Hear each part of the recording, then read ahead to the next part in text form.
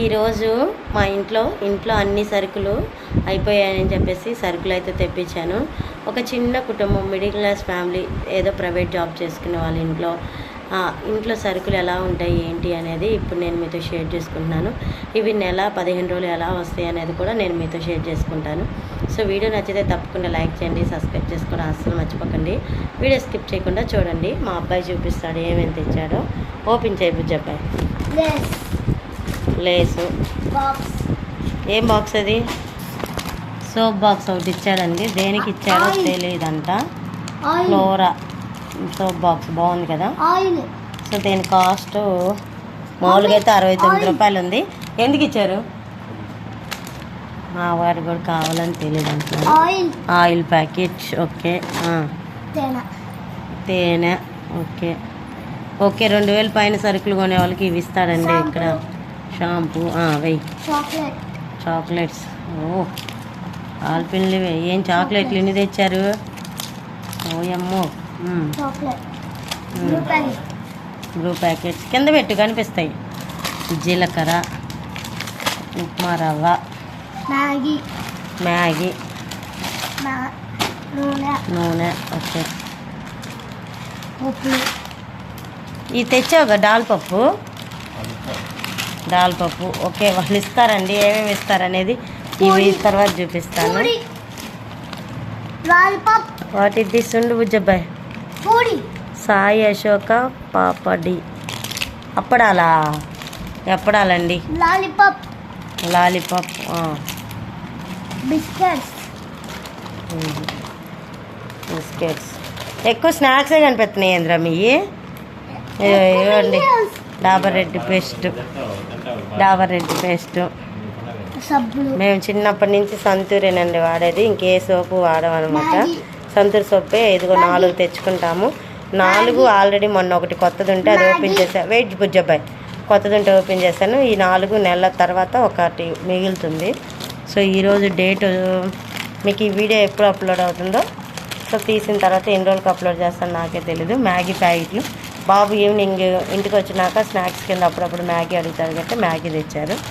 ఇదిగోండి ఇది గోధుమ రవ్వ, తాలింపు గింజల్లోకి జీలకర్ర, ఇవన్నీ తెచ్చారండి.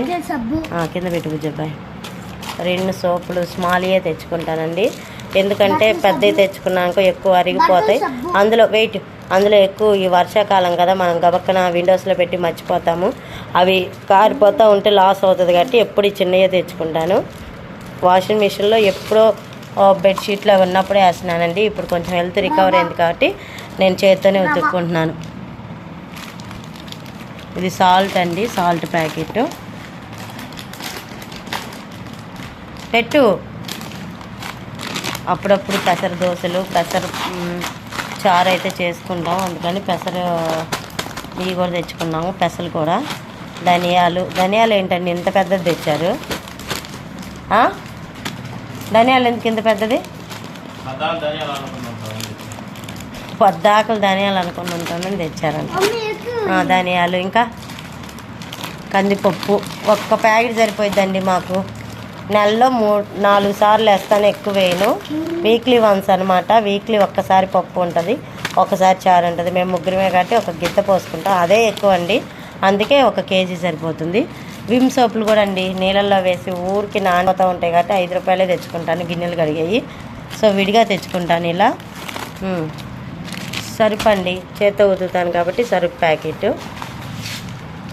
ఆవాలు, తాలింపు గింజల్లోకి ఆవాలు, ఇడ్లీ రవ్వ. చూపించండి 2 సోపులు ఇవి.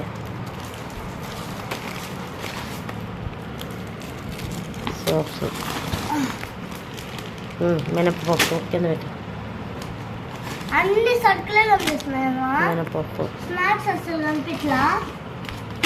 ఇడ్లీ రవ్వ 2 ప్యాకెట్లు తెచ్చాడు. ఎందుకు? ఆల్రెడీ ఇంట్లో ఒకటి ఉంది కదా. ఇంకా గోధుమ పిండి. ఇసిరే మాకు నూనె ప్యాకెట్లు పగులుతాయి.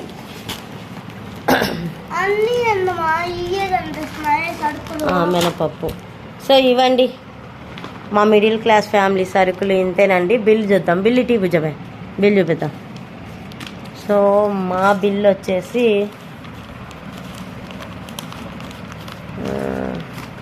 2000 అండి.